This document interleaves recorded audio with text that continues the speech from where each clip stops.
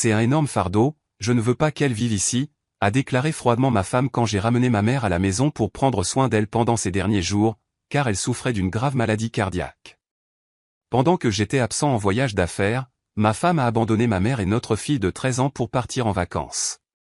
Mais quand elle a découvert les biens cachés de ma mère, elle s'est mise à crier de désespoir.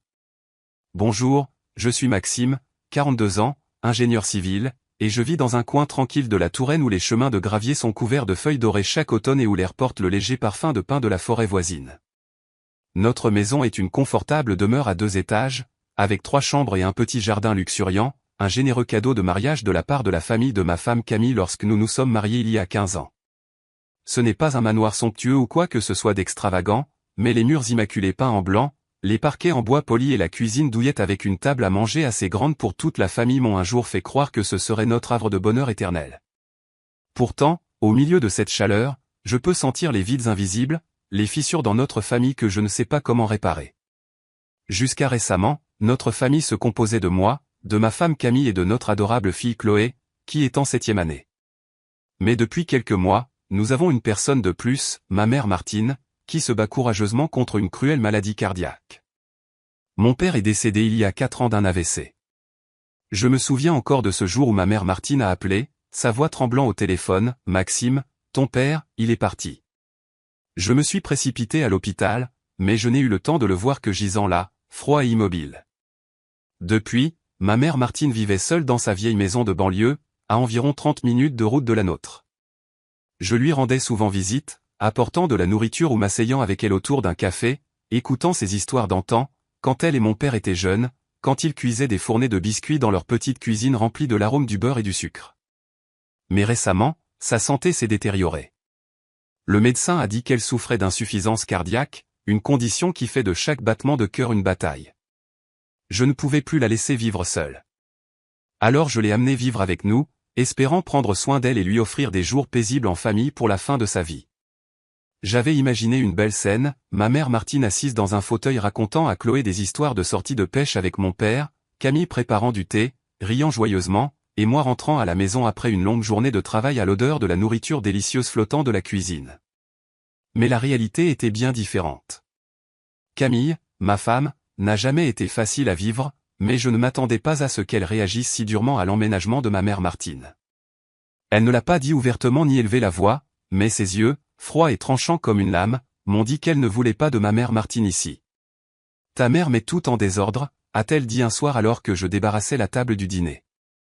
Ma mère Martine, assise dans le salon et regardant par la fenêtre avec des yeux fatigués, a dû l'entendre. Je me suis tourné vers Camille, essayant de garder ma voix calme. « Chérie, maman n'est pas bien. C'est juste temporaire. S'il te plaît, supporte-le. » Camille a seulement eu un petit sourire narquois, un demi-sourire sarcastique, puis s'est éloignée, me laissant là, impuissant. Les choses ont empiré dans les jours qui ont suivi. Camille a commencé à faire des remarques acerbes, comme si ma mère Martine était une invitée indésirable. Une fois, alors que ma mère Martine avait accidentellement renversé de l'eau sur le sol de la cuisine, Camille est restée les bras croisés, soupirant bruyamment, « Super.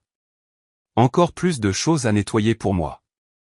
Merci beaucoup. » J'ai vu ma mère Martine baisser la tête, ses mains tremblantes essuyant le déversement avec un mouchoir en murmurant des excuses. Je me suis avancé, posant une main sur son épaule, « C'est bon, maman. Je m'en occupe. » Mais le regard dans ses yeux, plein de culpabilité et de douleur, me serrait le cœur comme un étau. J'ai tiré Camille à part, essayant de garder ma voix basse, « Chérie, elle ne l'a pas fait exprès. S'il te plaît, ne la fais pas sentir mal. » Camille m'a simplement foudroyé du regard, sa voix glaciale, « Quoi, tu crois que je suis la femme de ménage dans cette maison? J'ai ma propre vie, Maxime. » Puis elle s'est éloignée, me laissant avec un sentiment de naufrage, comme si j'avais été arrosé d'eau froide. Chloé, ma fille, était le seul rayon de soleil de ces jours sombres. Elle a 13 ans, elle est grande et mince, avec des cheveux bruns en bataille, mais son cœur est plus grand que celui de n'importe qui d'autre dans la maison. Chloé aime sa grand-mère Martine et s'assoit souvent avec elle, écoutant des histoires sur la jeunesse de ma mère Martine, sur les après-midi où mon père chantait de vieilles chansons folkloriques pendant qu'elle faisait de la pâtisserie. Une fois, j'ai vu Chloé tenant un petit carnet, notant la recette de biscuits de ma mère Martine, son visage rayonnant, « Je vais te les faire, grand-mère. » Ma mère Martine a souri en caressant les cheveux de Chloé. Mais je pouvais voir la tristesse dans son sourire. Elle sait que sa santé décline et que chaque instant avec Chloé est un cadeau précieux. Mais même Chloé n'a pas été épargnée par la tension dans la maison. Un après-midi, en rentrant du travail, j'ai entendu la voix forte de Camille depuis le salon. « Chloé, tu ne vois pas que ta grand-mère met la maison en désordre ? Va nettoyer son tas de livres. » Je suis entré et j'ai trouvé Chloé debout au milieu de la pièce, serrant une pile de vieux livres de ma mère Martine, les yeux rouges et larmoyants. Ma mère Martine était assise dans son fauteuil, la tête baissée, silencieuse. « Camille, ça suffit, dis-je, ma voix plus ferme que d'habitude. Maman n'a rien fait de mal. Arrête de la blâmer. » Camille m'a regardé, ses yeux provocateurs. « Oh, alors je suis la méchante maintenant ? Tu prends toujours le parti de ta mère. » Chloé, prise entre les feux de ses parents, s'est discrètement retournée et a emporté les livres dans sa chambre. J'ai essayé de maintenir la paix. Chaque soir, après que Camille soit allée se coucher, je m'asseyais avec ma mère Martine, vérifiant si elle avait pris ses médicaments à temps. Je lui posais des questions sur ses douleurs thoraciques, sa fatigue, essayant de lire quelque chose dans ses yeux. « Ne t'inquiète pas, Maxime, » a-t-elle dit, sa main frêle serrant la mienne. « Je vais bien. Le simple fait d'être près de toi et de Chloé me rend heureuse. » Mais je savais qu'elle n'allait pas bien. C'est tout sèche, le moment où elle devait s'arrêter pour reprendre son souffle en allant du salon à la cuisine. Tout cela me rappelait que son temps était compté. Je voulais juste qu'elle vive ses derniers jours en paix. Mais Camille ne semblait pas comprendre cela.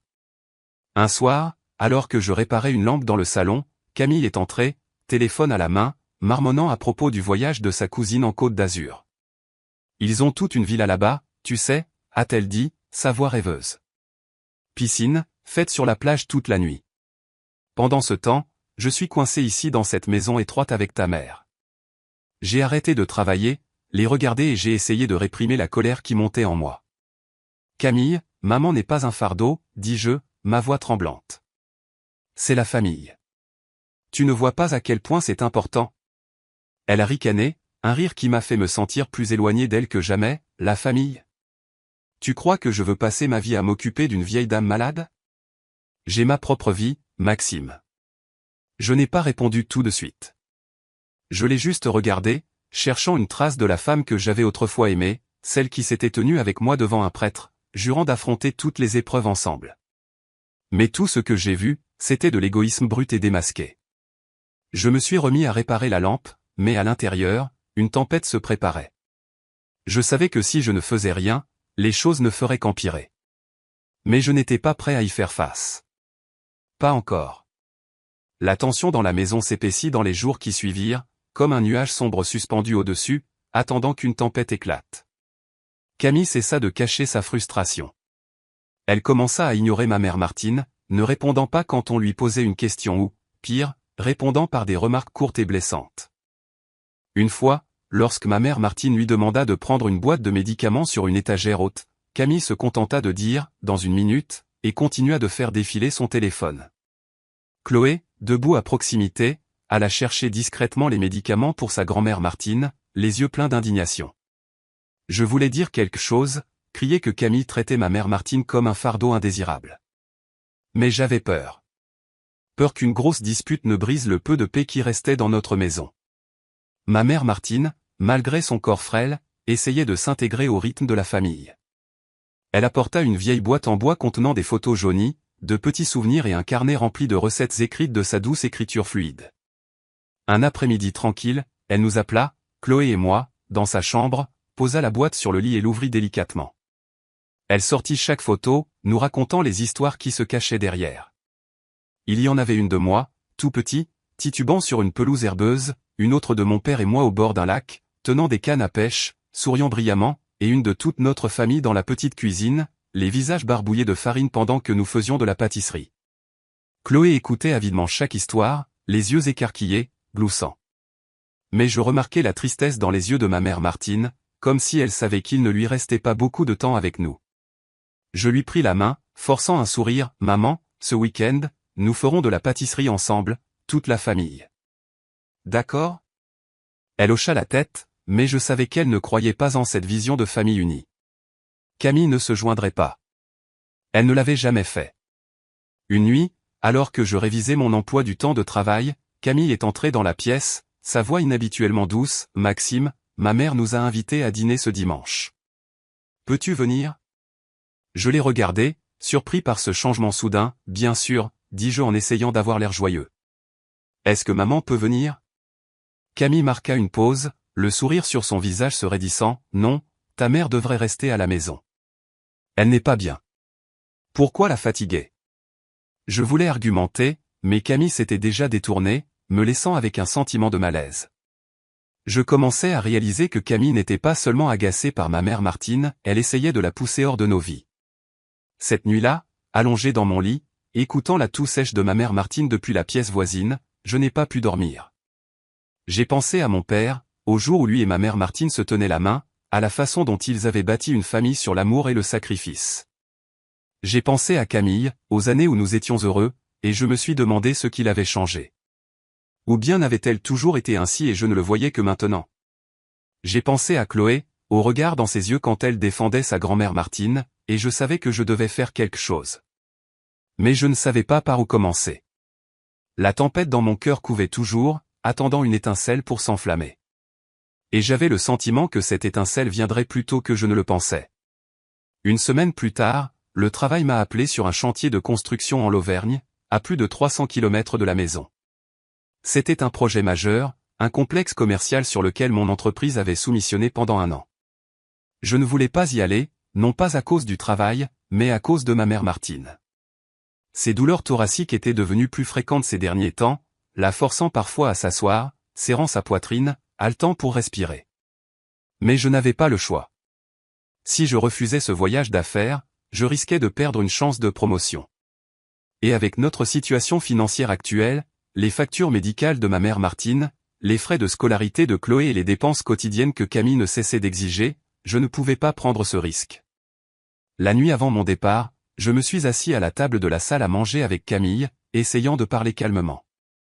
Notre maison à 2 étages, avec ses murs blancs et la lumière chaude et jaune de la lampe, aurait dû sembler sûre. Mais ce soir-là, elle ne semblait qu'étouffante. Chloé était allée se coucher et ma mère Martine se reposait dans le salon, où le vieux fauteuil était devenu son principal refuge. J'ai regardé Camille, cherchant un peu de réconfort dans ses yeux, mais elle était absorbée par son téléphone, ses doigts faisant défiler rapidement des photos de plage et de villas de ses cousines en Côte d'Azur. « Camille, commençai-je, ma voix douce mais prudente. Je serai parti pendant 5 jours. S'il te plaît, prends bien soin de maman Martine pendant mon absence. D'accord ? Ces médicaments sont sur l'étagère de la cuisine, et j'ai affiché le programme de prise. Si quelque chose ne va pas, appelle immédiatement le docteur Lambert. Ces numéros sont dans le carnet. » Je fis une pause, attendant une réponse. Camille leva les yeux, indifférente. « Ouais, d'accord, » dit-elle, son ton aussi décontracté que si je lui avais demandé d'arroser les plantes. Je sais quoi faire. Mais son apathie me serrait le cœur. Je voulais en dire plus, insister sur le fait que ma mère Martine n'était pas seulement une responsabilité, mais la famille, ma chair et mon sang. Mais j'avais peur. Peur qu'une autre dispute ne fasse qu'empirer les choses. « Merci, » dis-je, bien que je ne ressentisse aucune gratitude. Le lendemain matin, je me suis réveillé alors que le ciel était encore brumeux et que le petit jardin devant notre maison était humide de rosée. Je suis allé au salon et j'ai trouvé ma mère Martine déjà éveillée, assise dans son fauteuil, tenant un vieux livre qu'elle avait lu d'innombrables fois. « Je pars, maman, » dis-je en me penchant pour l'embrasser sur le front. Elle a souri, mais j'ai vu l'inquiétude dans ses yeux. « Sois prudent, Maxime, » a-t-elle dit, sa voix frêle. « Je vais bien. » « Ne t'inquiète pas, » j'ai hoché la tête, mais en quittant la maison, je ne pouvais pas me débarrasser d'un sentiment lancinant de malaise. J'ai regardé Camille, debout dans l'embrasure de la cuisine, tenant une tasse de café, son expression vide. « Prends bien soin de maman Martine, Camille, » répétai-je, ma voix presque suppliante. Elle a juste hoché la tête, ne disant rien.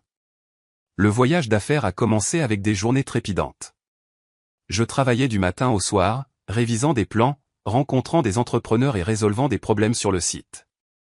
Mais mon esprit n'était pas entièrement là. J'appelais souvent à la maison, demandant à Chloé des nouvelles de ma mère Martine, si elle prenait ses médicaments à temps, si elle mangeait correctement. Chloé répondait toujours joyeusement, « Grand-mère va bien, papa. » Aujourd'hui, nous avons fait des biscuits, mais nous en avons brûlé une fournée. Elle a ri, et j'ai essayé de rire avec elle, mais je savais qu'elle essayait de me rassurer. Je n'ai pas appelé Camille. J'avais peur d'entendre sa voix, peur de ses mensonges ou de son indifférence habituelle. Le 4e jour, alors que je prenais un déjeuner rapide dans un restaurant près du site, mon téléphone a vibré. Le nom de Chloé est apparu à l'écran, et mon cœur s'est emballé. Elle appelait rarement pendant la journée. Elle savait que j'étais occupé. J'ai répondu, essayant de garder ma voix calme, « Chloé, qu'est-ce qui ne va pas ?» Sa voix à l'autre bout était tremblante, paniquée, contrairement à la fille joyeuse que j'entendais habituellement, « Papa, grand-mère ?» Elle a fait une crise cardiaque. J'ai appelé une ambulance et ils l'ont emmenée à l'hôpital. Peux-tu rentrer maintenant? J'ai senti le sang dans mes veines se glacer, j'arrive, ma chérie. Où es-tu? Où est maman? Chloé sanglota, sa voix brisée, maman n'est pas à la maison, papa. Elle est partie quelque part. Elle a laissé une note me disant de prendre soin de grand-mère. Je ne me souviens plus de ce que j'ai dit ensuite. Je me souviens seulement de m'être levé brusquement, d'avoir renversé un verre d'eau et d'avoir couru vers ma voiture. Une note? Où était partie Camille? Je l'ai appelée, mais le téléphone a sonné et est tombé sur la messagerie vocale. J'ai appelé encore et encore, mais il n'y a eu aucune réponse. J'ai appelé l'hôpital, confirmant que ma mère Martine avait été emmenée aux urgences. L'infirmière au bout du fil a dit qu'elle était sous surveillance mais qu'elle était instable. Êtes-vous de la famille? Vous devriez venir immédiatement, dit-elle, son ton calme ne faisant qu'accentuer ma peur.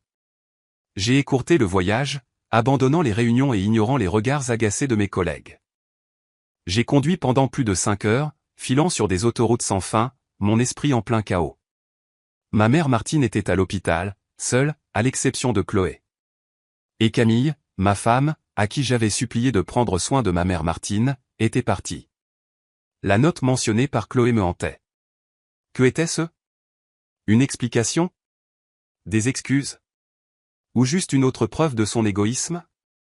Je ne savais pas, mais à chaque tour de roue me rapprochant de la Touraine, je sentais la tempête dans mon cœur prête à éclater. Quand j'ai atteint l'hôpital, il faisait déjà nuit. J'ai couru aux urgences, trouvant Chloé recroquevillée sur une chaise dans le couloir, le visage pâle, les yeux rouges et gonflés. Elle m'a serré dans ses bras dès qu'elle m'a vu, sanglotant, « Papa, j'ai eu si peur. » Grand-mère, elle a eu des douleurs à la poitrine, puis elle s'est effondrée. Je ne savais pas quoi faire. J'ai serré Chloé fort, essayant de rester calme malgré le déchirement dans ma poitrine. « Tu as fait un excellent travail, Chloé. Je suis là maintenant. Grand-mère ira bien. » Mais je n'étais pas sûr. Je n'étais plus sûr de rien. Le docteur Lambert, qui surveillait ma mère Martine depuis longtemps, est sorti des urgences. Il m'a regardé, son expression grave, « Maxime, votre mère Martine a eu une crise cardiaque aiguë. Nous avons stabilisé son état, mais elle nécessite une surveillance étroite. Les choses ne s'annoncent pas prometteuses. » J'ai hoché la tête, sentant comme un rocher écraser ma poitrine. « Puis-je la voir ?» ai-je demandé. Il a hoché la tête et m'a conduit à l'intérieur. Ma mère Martine gisait là sur le lit d'hôpital, entourée de perfusions et de machines. Elle paraissait plus petite que jamais, les yeux fermés, sa respiration faible. J'ai pris sa main, sentant ses doigts fins et froids. « Maman, c'est moi » ai-je murmuré. « Je ne te laisserai pas seule. » Elle a légèrement ouvert les yeux, esquissant un faible sourire. « Maxime, où est Chloé ?» a-t-elle demandé, sa voix à peine un souffle. « Elle va bien, maman. Elle est dehors. Repose-toi maintenant. Je resterai avec toi. » Quand je suis retourné dans le couloir, Chloé m'a tendu une enveloppe, les mains tremblantes. « C'est ce que maman a laissé, papa ?» a-t-elle dit. J'ai ouvert la note, et les mots de Camille m'ont transpercé le cœur comme un couteau. « Maxime, j'ai besoin de me détendre. Je vais en Côte d'Azur avec ma mère et mes cousines. Chloé est assez grande pour s'occuper de ta mère Martine. N'appelle pas. Je serai de retour dans quelques jours. » Aucune excuse, aucune inquiétude pour ma mère Martine, aucun signe d'attention, juste un égoïsme froid et flagrant, comme si ma mère Martine et Chloé n'étaient que de simples obstacles dans sa vie. J'ai froissé la note, la colère montant comme un incendie. Camille n'avait pas seulement abandonné ma mère Martine, elle avait abandonné Chloé, notre fille de 13 ans, la laissant seule face à une crise. Je voulais appeler Camille sur le champ, crié dans le téléphone pour exiger une explication, mais je savais que quoi qu'elle dise, cela ne pourrait pas effacer cette trahison. Chloé leva les yeux vers moi, ses grands yeux bruns, maintenant rouges, brillant d'un mélange de peur et d'une détermination féroce que je n'avais jamais vue en elle auparavant. Elle se mordit la lèvre comme si elle luttait pour trouver ses mots. Puis sa voix tremblante mais résolue brisa le silence du couloir de l'hôpital. « Papa, maman a été vraiment méchante avec grand-mère, » dit Chloé, chaque mot comme une lame gravant dans mon cœur. Elle était toujours agacée, disant toujours des choses méchantes à son sujet. La nuit où tu es parti pour ton voyage, pendant le dîner, grand-mère mangeait lentement, ses mains tremblaient et elle a laissé tomber du riz sur la table. Maman, lui a-t-elle crié, disant, qui peut supporter de manger comme ça? Grand-mère a juste baissé la tête, ne disant rien, mais j'ai vu ses yeux rougir. Je voulais dire quelque chose, mais maman m'a foudroyé du regard, me disant de me taire. Chloé fit une pause, prenant une profonde inspiration, les larmes coulant sur ses joues. J'ai rappelé à maman que grand-mère devait prendre ses médicaments à temps, mais elle a juste claqué, laisse-la se débrouiller toute seule. Je ne suis pas sa bonne. Je suis resté là, stupéfait, sentant le sol de l'hôpital s'effondrer sous moi. L'image de ma mère Martine, la femme qui m'a tenu quand j'étais enfant, m'a appris à lasser mes chaussures et m'a chanté des berceuses, se faisant crier dessus pour avoir tremblé et laissé tomber quelques grains de riz, m'a brisé le cœur. J'ai regardé Chloé, ma fille de 13 ans, petite mais forte, essayant de protéger sa grand-mère Martine en me racontant cette douloureuse vérité. J'ai essayé, papa, murmura Chloé, sa voix étranglée. Je lui ai donné ses médicaments, je lui ai rappelé de les prendre, mais elle est si triste. Elle m'a dit qu'elle ne voulait pas être un fardeau. Le mot « fardeau » me coupa comme une lame affûtée. Ma mère Martine, qui avait sacrifié sa vie pour moi, se sentait maintenant comme un fardeau dans la maison que j'appelais notre sanctuaire. J'ai serré Chloé dans mes bras, la tenant fermement, sentant son petit corps trembler d'émotions trop grandes pour son âge. « Tu as été incroyable, Chloé, » dis-je, ma voix rauque alors que je luttais contre les larmes. « Tu es la fille la plus courageuse que je connaisse. Je suis si fier de toi. » Mais à l'intérieur, ma colère flambait comme un incendie, consumant tout espoir persistant pour Camille. Elle n'était pas seulement égoïste ou indifférente, elle avait blessé ma mère Martine qui luttait chaque jour contre une cruelle maladie. Et elle avait laissé Chloé, notre fille, seule face à la peur. Camille ne méritait pas de faire partie de cette famille, ne méritait pas l'amour de Chloé et ne méritait certainement pas les années que j'avais passées à essayer de sauver notre mariage. Cette nuit-là, je me suis assis au chevet de ma mère Martine, lui tenant la main, écoutant les bips réguliers du moniteur cardiaque. Chloé était recroquevillée sur une chaise, endormie d'épuisement. J'ai regardé la note froissée de Camille dans ma main, sentant qu'une partie de moi s'était brisée. J'ai pensé à nos années de mariage, aux fois où j'avais essayé de faire plaisir à Camille, aux fois où j'avais fermé les yeux sur son égoïsme pour maintenir la paix. Mais maintenant, je ne pouvais plus détourner le regard. La tempête dans mon cœur avait éclaté, et je savais qu'au retour de Camille, rien ne serait plus jamais pareil. Les heures qui suivirent à l'hôpital passèrent comme un lent cauchemar. Ma mère Martine se réveilla quelquefois, mais elle était si faible qu'elle ne pouvait prononcer que quelques mots avant de retomber dans le sommeil. Le docteur Lambert vint la examiner, son expression aussi grave qu'auparavant. « Maxime, votre mère Martine a eu une crise cardiaque aiguë. Nous avons stabilisé son état, mais elle nécessite une surveillance étroite. Vous devez vous y préparer. » J'ai hoché la tête, mais à l'intérieur, je refusais de l'accepter. Ma mère Martine ne pouvait pas me quitter. Ne pouvait pas quitter Chloé. Pas maintenant, alors que tout était dans un tel chaos. Chloé se réveilla vers minuit, se frottant les yeux, puis s'assit tranquillement à côté de moi. « Grand-mère ira bien, papa ?» demanda-t-elle, sa voix à peine audible. Je lui caressai les cheveux, forçant un sourire malgré le poids sur ma poitrine. « Je ne sais pas, ma chérie, mais je ferai tout pour qu'elle reçoive les meilleurs soins. » Chloé hocha la tête, mais je pouvais voir l'inquiétude dans ses yeux. Elle ne dit rien de plus, elle tint juste ma main, et nous restâmes là, dans la lumière tamisée de la chambre d'hôpital, attendant un miracle. Le lendemain matin, j'ai décidé d'appeler Camille. J'avais besoin d'une explication, même si je savais que cela ne changerait rien. Je me suis dirigé vers le couloir, évitant les regards curieux des infirmières, et j'ai ouvert FaceTime. Le téléphone a sonné longtemps avant que Camille ne réponde. Son visage est apparu à l'écran, elle se prélassait au bord d'une piscine, le soleil éclatant de la côte d'Azur scintillant sur ses cheveux blonds. Elle portait une robe à fleurs vives, tenant un cocktail, et le sourire sur son visage était comme une gifle. « Maxime, pourquoi tu appelles si urgemment ?» dit-elle, son ton léger mais teinté de dédain.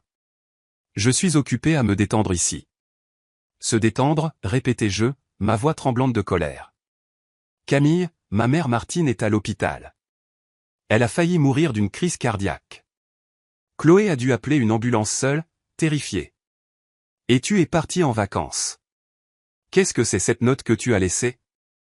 Tu as laissé notre fille prendre soin de ma mère Martine toute seule. » Camille haussa un sourcil, sans montrer aucun remords. « Oh, n'en fais pas toute une histoire, Maxime. Chloé est assez grande pour gérer les choses. Et ta mère, elle exagère toujours son état. C'est juste un fardeau, tu ne vois pas? J'avais besoin de temps pour moi, et je le mérite. » Elle prit une gorgée de son cocktail comme si nous discutions de la météo. J'ai senti le sang monter à ma tête. Un fardeau? Camille, ma mère Martine se bat pour rester en vie. Tu lui as crié dessus pour avoir laissé tomber du riz. Tu l'as ignorée quand elle avait besoin de ses médicaments. Et tu as pris de l'argent de notre compte joint pour ce voyage somptueux, n'est-ce pas? Je criais presque, mais j'ai essayé de baisser la voix pour éviter de déranger ceux qui m'entouraient. Camille a ricané, ses yeux froids et vifs. « Oh, tu as découvert l'argent? » Oui, je l'ai pris. C'est notre argent, Maxime, et j'ai le droit de l'utiliser. Quant à ta mère, si elle n'était pas là, nos vies seraient tellement plus faciles. Qu'est-ce que tu vas faire? Me divorcer? Tu n'as pas le cran. Elle a penché la tête, son sourire suffisant me donnant envie de fracasser le téléphone. J'ai pris une profonde inspiration, essayant de me retenir de m'effondrer. « Camille, tu te trompes. Je n'ai pas seulement le cran, je vais le faire. Tu ne mérites pas d'être ma femme et tu ne mérites pas d'être la mère de Chloé. Quand tu reviendras, nous parlerons à un avocat. » J'ai mis fin à l'appel FaceTime avant qu'elle ne puisse répondre. Mon cœur battait fort, non pas de peur, mais d'un étrange sentiment de libération. J'avais enfin dit ce que je retenais depuis trop longtemps. Ce mariage était mort depuis des années, et je ne pouvais plus faire semblant. Quand je suis retourné dans la chambre d'hôpital, ma mère Martine était éveillée, ses yeux un peu plus brillants. Chloé était assise à côté d'elle, lui tenant la main, racontant une histoire sur un chat errant qu'elle avait vu à l'école. Ma mère Martine a souri, bien que faiblement. Je me suis assis à côté d'elle, soulagé de la voir alerte. « Maxime » a-t-elle appelé, sa voix. « Viens ici. J'ai quelque chose à te dire. » J'ai rapproché ma chaise, lui prenant la main. Elle m'a regardé, ses yeux pleins d'amour mais aussi de détermination. « Fils, je sais qu'il ne me reste pas beaucoup de temps, » a-t-elle dit. Et j'ai essayé de l'interrompre, mais elle a levé la main pour m'arrêter. « Écoute-me. J'ai souscrit une assurance vie il y a des années, quand ton père était encore en vie. Si je décède, tu recevras environ $1 million. La police est dans ma valise avec mes vêtements. Je veux que toi et Chloé ayez un avenir stable, que vous ne vous inquiétiez pas pour l'argent. » J'étais stupéfait, incapable de croire ce que je venais d'entendre. « Maman, pourquoi ne m'as-tu pas dit ça plus tôt ?» ai-je demandé, ma voix étranglée. Elle a souri, sa main serrant doucement la mienne. « Je ne voulais pas que tu penses que je planifiais ma mort. Je voulais juste que tu saches que j'ai toujours pensé à toi et à Chloé. Quoi qu'il arrive, vous deux irez bien. » Chloé, assise à proximité, avait les larmes aux yeux. « Grand-mère, ne dis pas ça, » a-t-elle dit, sa voix tremblante. « Tu dois te rétablir. Tu dois refaire des biscuits avec moi. » Ma mère Martine a caressé les cheveux de Chloé, ses yeux doux mais pleins de tristesse. J'ai serré, « Mon amour, mais si je ne peux pas, tu dois me promettre que tu prendras soin de ton papa, d'accord ?» Chloé a hoché la tête, les larmes coulant sur ses joues. Les jours qui suivirent furent entièrement passés au chevet de ma mère Martine. J'ajustais ses oreillers, lisais des chapitres de son vieux roman préféré et lui apportais les plats qu'elle préparait autrefois avec mon père. Même un simple bol de soupe, j'essayais de le faire comme elle. Chloé était là aussi, portant son petit carnet avec les recettes de biscuits de grand-mère Martine, racontant parfois des histoires farfelues pour la faire rire. Ces moments, aussi brefs soient-ils, étaient le seul remède qui m'aidait à traverser la colère et la douleur causée par Camille. Un après-midi, alors que Chloé était sortie acheter de l'eau, ma mère Martine m'a attiré près d'elle. « Maxime » a-t-elle dit, sa voix faible mais ferme. « Tu dois être fort. Pas pour moi, mais pour Chloé. Elle a besoin de toi. Et toi? Tu dois vivre pour toi-même, pas pour Camille. J'ai hoché la tête, les larmes coulant sur mon visage, je sais, maman. Je le ferai. Elle a souri, et pour la première fois depuis des jours, j'ai vu la paix dans ses yeux. Mais cette paix n'a pas duré. Cette nuit-là, l'état de ma mère Martine a soudainement empiré. La machine a commencé à biper de manière erratique, et les infirmières se sont précipitées dans la chambre. Je suis resté là, tenant la main de Chloé, les regardant essayer de la sauver. Mais au fond de moi, je savais que ma mère Martine était prête à partir. Quand le docteur Lambert est sorti, ses yeux disaient tout. « Maxime, je suis tellement désolé, a-t-il dit. Nous avons fait tout ce que nous pouvions. Ma mère Martine est décédée paisiblement, avec Chloé et moi à ses côtés. J'ai serré Chloé alors qu'elle sanglotait dans mes bras, tandis que je regardais silencieusement ma mère Martine, sentant qu'une partie de mon cœur s'en allait avec elle. J'ai organisé des funérailles simples mais dignes pour elle dans une petite église de la Touraine où elle et mon père avaient l'habitude d'aller tous les dimanches. Les voisins et les vieux amis de ma mère Martine sont venus, apportant des fleurs et des condoléances, mais pas un seul membre de la famille de Camille ne s'est présenté. Je n'étais pas surpris, mais leur absence n'a fait que renforcer ma détermination.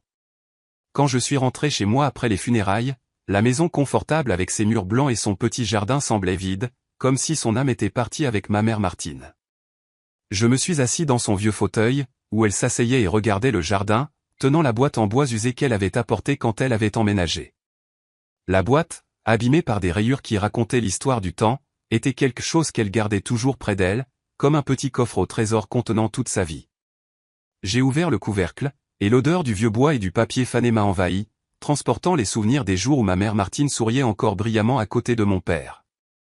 À l'intérieur se trouvaient des photos de famille, moi, enfant, tenant les mains de mes parents lors d'un pique-nique, Chloé, nouveau-née, dans les bras de ma mère Martine, et de simples souvenirs, un bracelet en argent qu'elle portait, un vieux badge de mon père.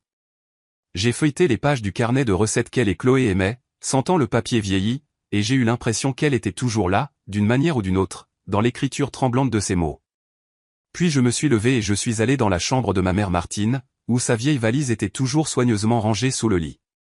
Je l'ai sortie, j'ai ouvert le loquet, et immédiatement une vague de souvenirs m'a submergé, alors que son parfum familier, un léger parfum de lavande mélangé à sa douce odeur flottait des vêtements soigneusement pliés. J'ai soulevé un doux pull vert, le genre qu'elle portait les après-midi frais, je l'ai pressé contre mon visage et j'ai respiré profondément, comme si je pouvais la retenir un peu plus longtemps par cette odeur. Ses vêtements, ses simples robes en coton, le châle qu'elle drapait sur ses épaules en lisant, étaient les dernières pièces d'elle dans cette maison. J'ai passé mes doigts sur le tissu, ayant l'impression de toucher les jours où elle était encore là, me souriant toujours, à moi et à Chloé. Puis, au fond de la valise, je l'ai trouvée. Une enveloppe jaune pâle soigneusement placée sous un mouchoir brodé de fleurs qu'elle aimait. De son écriture tremblante, il était écrit « Pour Maxime ». Mon cœur s'est emballé alors que je l'ouvrais, et à l'intérieur se trouvait la police d'assurance vie qu'elle avait mentionnée à l'hôpital avant de décéder. Les pages sèches énuméraient les conditions, mais ce qui m'a ému, c'était une petite note manuscrite glissée à l'intérieur. « Maxime, je te laisse ceci pour toi et Chloé. Utilisez-le pour vivre une vie où vous n'aurez pas à craindre ou à dépendre de qui que ce soit. Je crois en toi. Amour, mon petit garçon. » Mes yeux se sont brouillés de larmes. Non pas à cause de la valeur de la police, mais à cause de l'amour de ma mère Martine enveloppée dans chaque lettre tremblante, dans la décision silencieuse qu'elle avait prise pour protéger Chloé et moi, même quand elle savait que son temps était court. Je me suis assis là, sur le sol de sa chambre, une main serrant le pull, l'autre tenant l'enveloppe, les larmes coulant sur mon visage. Ma mère Martine avait toujours pensé à moi, à Chloé, même quand elle était au plus faible, quand elle était traitée comme un fardeau dans cette même maison. Son parfum du pull était un rappel que, bien qu'elle soit partie, son amour restait pour toujours. Je savais que Camille reviendrait bientôt de son voyage, et je savais que quand elle franchirait cette porte, je ne me contenterais pas de l'affronter, j'affronterais mon avenir et celui de Chloé. Ma mère Martine ne m'avait pas seulement laissé une fortune, mais une leçon. La famille, c'est ceux qui s'aiment et se sacrifient les uns pour les autres, pas ceux qui exigent et abandonnent. Je ne laisserai pas Camille continuer à blesser Chloé, et je ne laisserai pas la mémoire de ma mère Martine être davantage bafouée. J'ai commencé à me préparer à la confrontation avec Camille. J'ai contacté un avocat, Maître Dubois, un vieil ami de mon père, pour entamer la procédure de divorce. Tandis que je racontais mon histoire, Maître Dubois écoutait, sa voix calme mais résolue, « Maxime, vous avez suffisamment de preuves pour démontrer l'irresponsabilité de Camille. Comment souhaitez-vous gérer la division des biens et la garde? Je lui ai dit que je voulais que Chloé reste avec moi et que je ne voulais pas que Camille prenne quoi que ce soit qui appartienne à ma mère Martine, pas même son souvenir. » Il a hoché la tête, prenant des notes, et a promis de préparer les documents en quelques jours. Camille est revenue un mercredi après-midi, tandis que Chloé et moi mangions tranquillement un repas simple à la table du dîner. Juste de la soupe et du pain. Mais j'ai essayé de faire la soupe comme ma mère Martine le faisait, avec une touche de persil et de crème. Le bruit de la porte qui se déverrouille a résonné, et Camille est entrée, tirant une valise derrière elle. Elle portait une robe à fleurs vives, des lunettes de soleil posées sur sa tête, et un sourire suffisant qui m'a serré le cœur. « Salut tout le monde », a-t-elle dit, son ton insouciant, comme si elle n'avait fait que quelques heures de shopping.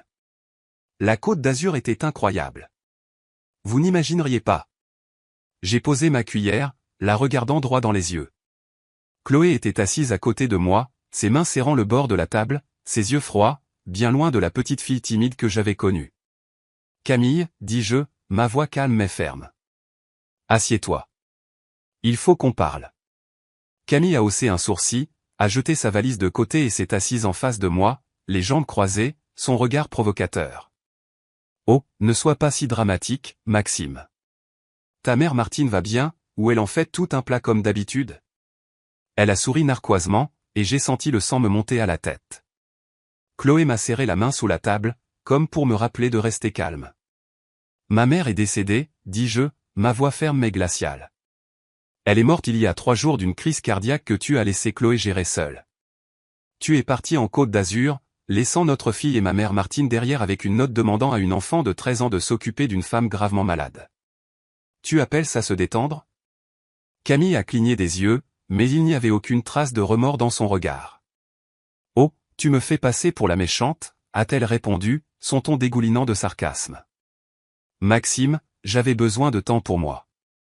Tu sais à quel point j'ai été stressé. Et ta mère, elle était vieille. La maladie est normale. Je ne pouvais pas rester ici à jouer les infirmières pour toujours. » Elle a haussé les épaules comme si la mort de ma mère Martine était une légère gêne. J'ai glissé sa note sur la table.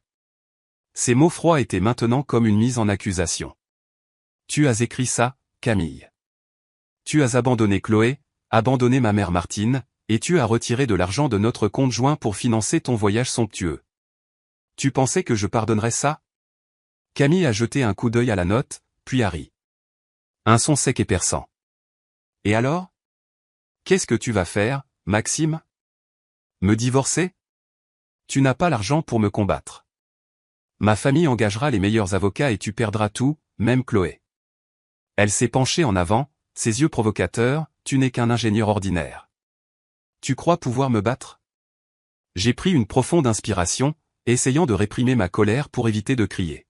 « Camille, tu te trompes. Je ne te divorce pas seulement. Je vais m'assurer que tu paies pour ce que tu as fait.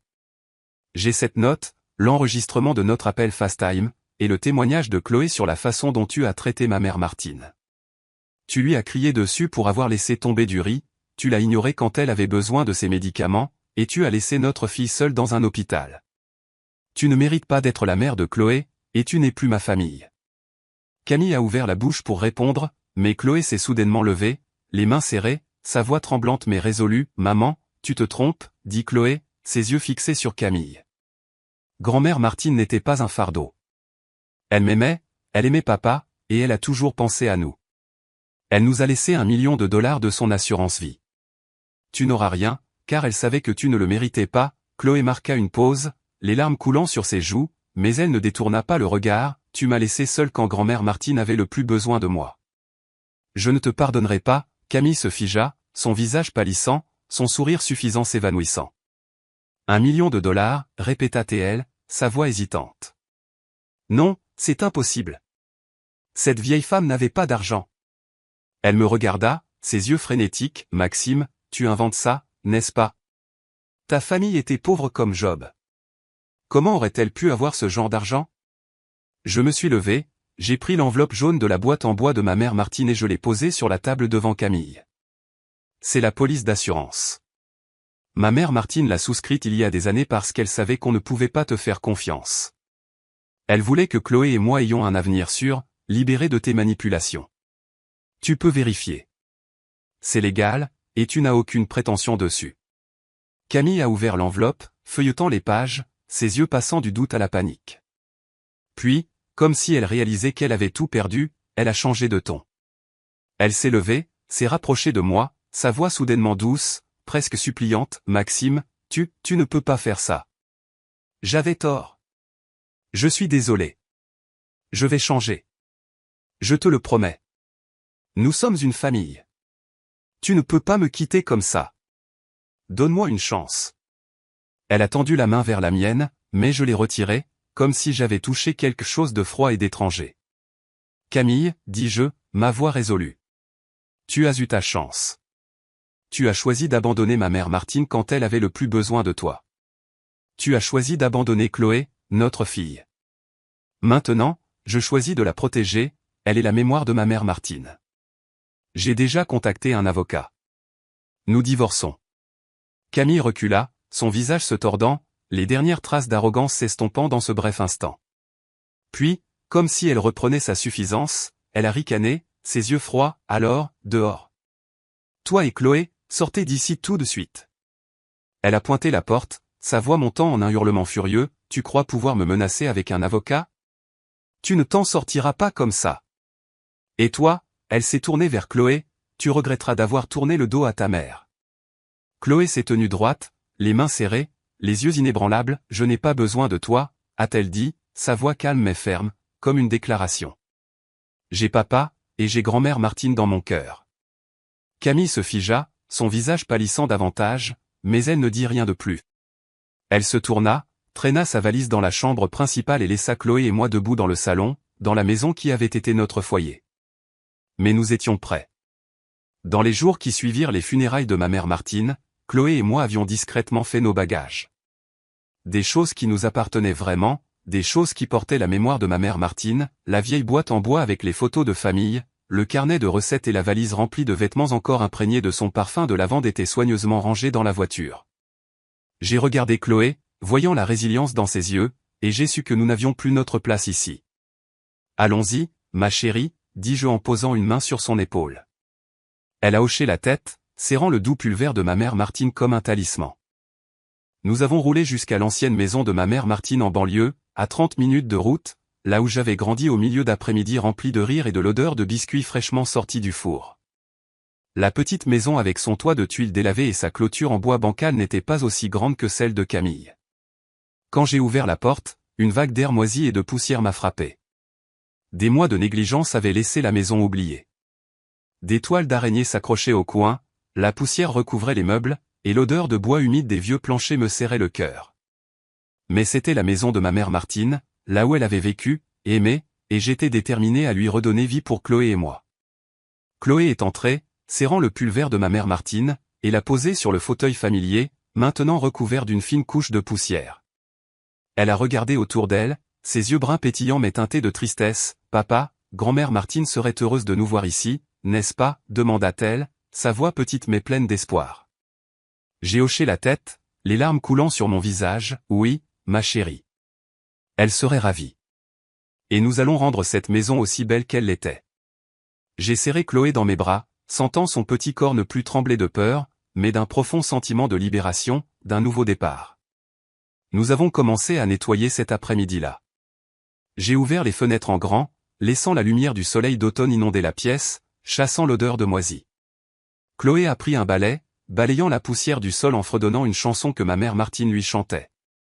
J'ai essuyé la table à manger où ma mère Martine s'asseyait autrefois pour écrire ses recettes de biscuits, sentant le bois comme s'il portait sa mémoire. Nous avons trouvé quelques-unes de ses vieilles affaires dans un placard, un vase en céramique qu'elle aimait, un cadre photo en argent avec une photo de notre famille quand j'étais jeune. Chaque objet était un rappel que, bien qu'elle soit partie, son amour persistait dans chaque recoin de cette maison. Alors que le soleil se couchait, Chloé et moi avons commencé à arranger de petits détails. J'ai remplacé une ampoule grillée, réparé une porte grinçante, tandis que Chloé nettoyait soigneusement les cadres de fenêtres, révélant des carreaux clairs qui donnaient sur un jardin maintenant envahi par les mauvaises herbes. « Papa, on va replanter des fleurs, » n'est-ce pas, demanda-t-elle, tenant toujours son chiffon, les yeux brillants à l'idée. Oui, répondis-je en souriant. Nous planterons de la lavande, comme maman Martine aimait. Chloé a hoché la tête, son sourire comme un rayon de soleil perçant l'obscurité dans mon cœur. Cette nuit-là, après le nettoyage, Chloé et moi nous sommes assis dans le fauteuil de ma mère Martine, ouvrant le carnet de recettes. Nous avons lu son écriture tremblante, riant en nous rappelant les fournées de biscuits brûlés que Chloé avait faites avec elle. J'ai drapé le pull vert doux de ma mère Martine sur les épaules de Chloé, et le léger parfum de lavande, bien que fané, me donnait l'impression qu'il nous étreignait une fois de plus.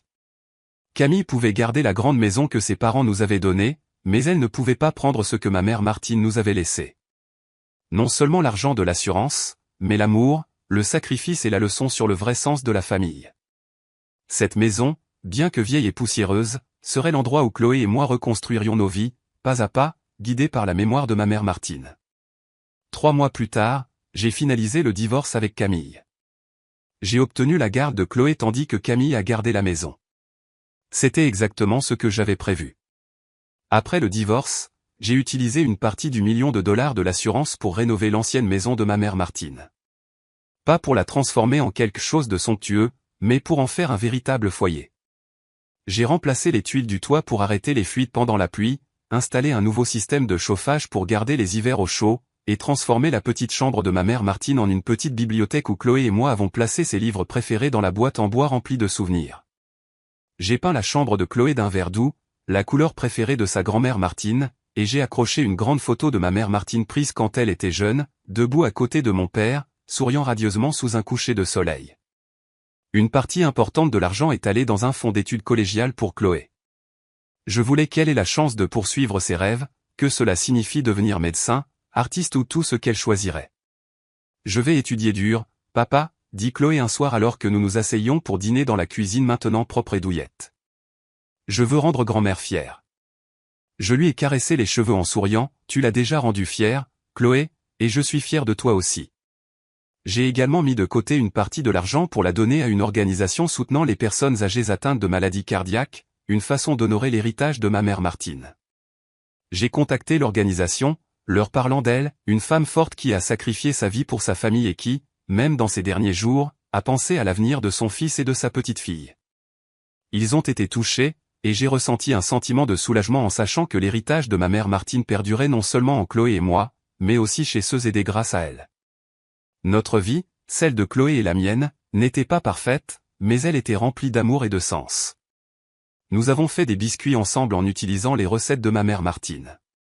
Bien que nos premières fournées brûlent encore, tout comme celles que Chloé avait faites avec sa grand-mère Martine.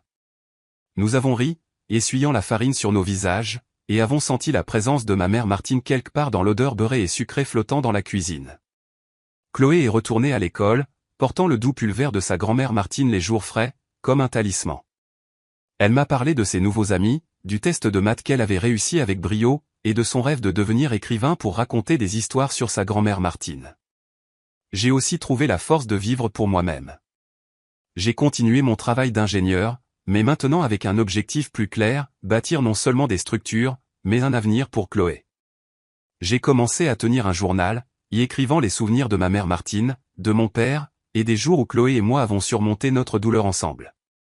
Certaines nuits, je m'asseyais dans le fauteuil de ma mère Martine, lisant son carnet de recettes, ayant l'impression qu'elle me parlait encore, me rappelant que la famille, c'est ceux qui s'aiment inconditionnellement. Camille n'a jamais repris contact. Moi non plus. Un matin de printemps, alors que la lavande du jardin commençait à fleurir, Chloé et moi nous tenions dehors, regardant les fleurs violettes onduler dans la brise. Chloé tenait ma main, ses yeux brillants comme la lumière du soleil. « Papa, je crois que grand-mère Martine nous regarde », dit-elle. J'ai souri, respirant le léger parfum de lavande, comme une étreinte de ma mère Martine. « Je crois aussi, ma chérie », répondis-je. Et nous sommes restés là, sous le doux soleil, sachant que, peu importe les difficultés, nous aurions toujours l'un l'autre et ma mère Martine, à jamais dans nos cœurs.